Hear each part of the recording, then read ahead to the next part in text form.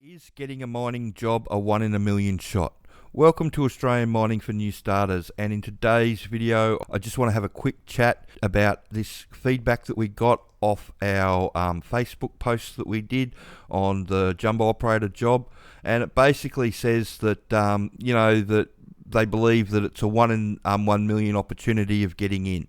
And, for a lot of people, if you just follow the media and what everybody else is putting down out there with a lot of the other social media pages and all that sort of stuff, then yeah, I can understand why you think it's impossible to get in. But if you know how the industry works and you understand what the employers want, it makes it a hell of a lot easier to get in. To start with, you've got to look in the areas where the employers are actually employing. And these days, that's in hard rock underground and exploration. Everywhere else that, in mining, they're either trying to reduce the wages by getting rid of going driverless, or they're trying to screw the wages down by bringing trainees in. All coal and iron ore is just all about wage reduction at the moment. The only place that they're increasing wages is in exploration and hard rock underground mines around the country. That's where it's happening and where it's at. And the reason why is that because the prices are really high. And I've just done a video about how the gold price has reached a new high in Australian dollars, and nobody in the media reported it.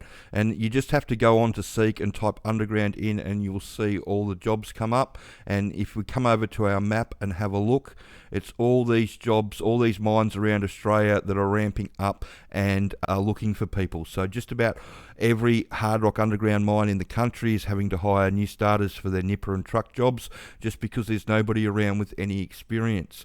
But if you don't know that, you don't know where to look, and you get funneled into a different direction. You end up going and spending a lot of money on tickets that the employers can't use. Go back, if you don't know about the equipment tickets and how that works in hard rock underground, I suggest you go back and have a look at one of the videos that I've done on tickets, and don't waste your money on doing tickets that the employers can't use. What the employers are after is somebody that can sit down and talk to them about how their mine works. And when you can have a conversation with the employer in the interview about what's going to be expected of you as a nipper or a truck driver in an underground mine, that's what gets you the job. And you can do that quite easily by either using the Intro to Underground Mining, the DIY package that the sponsors got. But if you want some help, they do a work-ready one as well. And in that, you get a shift boss to help you. They redo your resume for you. They make sure that you've understood the mining information from the training, so you can sit down and have a proper conversation with the employer in the interview about what's going on. They do interview prep and come up with a plan of where and how you're going to try and get in. So either one of these two things will give you the mining knowledge that you need to hold that conversation with the employer. It's just with one, you get a lot more support than with the other. Now, it just depends on where in the country that you want to go and how quickly you want to make this happen. There are jobs all over the country, but again, it's about narrowing down and, getting it down so you can get the best possible result. So your 1 in 1 million comes down a lot when you actually start looking at the underground jobs and the driller offsider jobs on the surface.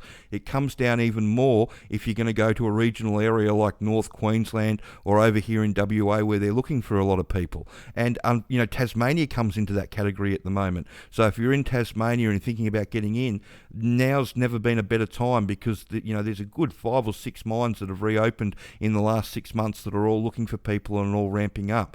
But if you really want to, ensure that you give yourself your best possible chance of getting a job, it would be to do the sponsors something like the DIY or the work ready. Make sure that you're the full bottle on how the mine works, so you can hold that conversation, and then head to Kalgoorlie. Kalgoorlie, everybody that's headed to Kalgoorlie in the last 12 to 18 months has wanted a job, has got a job. And you just have to look at our Wall of Fame page. Here it shows you all the people that have gotten jobs, and this is somebody, Danny, who just got a job a couple of weeks ago in Kalgoorlie. He followed the advice. He did the work ready package to make sure his mining knowledge was up to speed, and he ended up getting 2 jobs in Kalgoorlie. And that tends to be the experience that people have that come through, that take the advice, make sure they study and head to Kalgoorlie. They end up with a couple of jobs because they're ready to go, and the employers know that they're ready to go. It's the same thing with Mount Isa. We've had people head to Mount Isa in the last 6 months. They've all been off a job that they've wanted, which is a hard rock underground truck driving job or a nipper job job or even something on the mill. It just depends. You just got to make sure that you've prepared yourself properly for what the employers want, and that's what people don't do. They go jump onto social media and they and read all sorts of crazy stuff. I must talk to between 20 and 30 people a week that have spent a bunch of money on tickets that they can't use, and they just went straight out and they didn't even look at a job ad. They just went straight out and they got tickets before they even talked to anybody or did anything, anybody from the industry. They saw an ad, you need tickets for mining, I'm going to get a bunch of tickets. It's happening over here in WA. There's a company over here in WA that's selling civil tickets attached with the R2 tickets and claiming that it's going to help you get into the mining industry. It's not. You just have to go onto these job ads and have a look at any of these jobs. None of them are asking for R2 tickets. They're just asking for experience, because all the employers, they have to issue their own on-site equipment tickets and on-site procedures, so they can't issue anything themselves. They can't take anything on themselves. The only exception to that would be a WA shop firer's ticket or a shift boss's ticket, which is a government thing that you have to have. It's not an equipment ticket thing. It's an actual WA government thing, and each state's got its own inspectorate and they issue their own firing licenses and all that sort of stuff.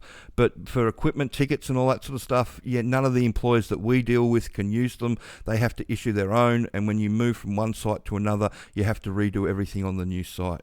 So that's how that works. I don't reckon it's a 1 in a million shot. I know people can see it like that, and I know people do see it like that because of just what's out there and the path that they get led down.